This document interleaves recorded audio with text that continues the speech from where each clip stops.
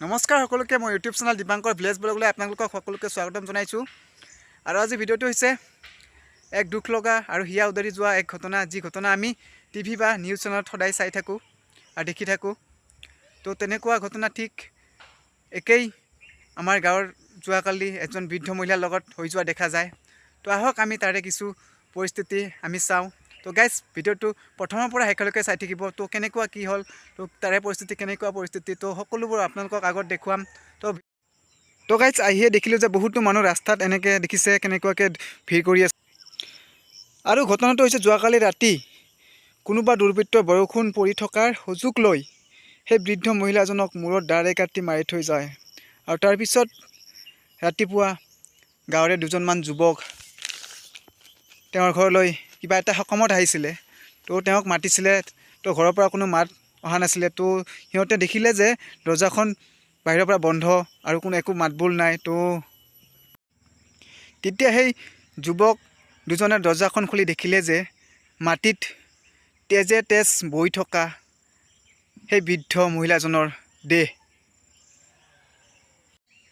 আৰু এইখনেই হৈছে তেজে তেজ মাটিত পৰি থকা সেই বৃদ্ধ মহিলাজনৰ বাসগৃহ। তো দেখিছে আপোনালোকে আমাৰ এই বাসগৃহত আৰক্ষী চকীৰ কিছু পুলিচ বিষয়া আহি উপস্থিত হৈছে। আৰু সিহঁতে আহি এনেকুৱাকৈ ঘৰৰ ভিতৰখন, ঘৰৰ চাৰিওফাকে এনেকুৱাকৈ মানে কিছু তথ্য বিচাৰি তেওঁলোকে এনেকুৱাকৈ ঘৰখনৰ ভিতৰত কিবা পাইছে নেকি, কিবা প্ৰুফ আছে নেকি, তো সিহঁতে এনেকুৱাকৈ চাই আছে পুলিচ বিষয়াবিলাকে।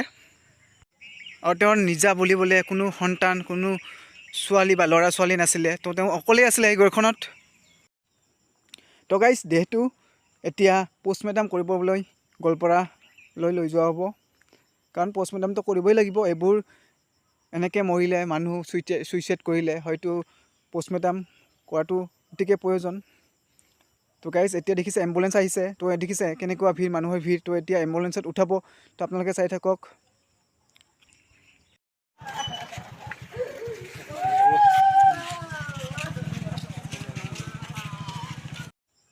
তো গাইজ এইটোৱে হৈছে দেখিছে ডেড বডিখন।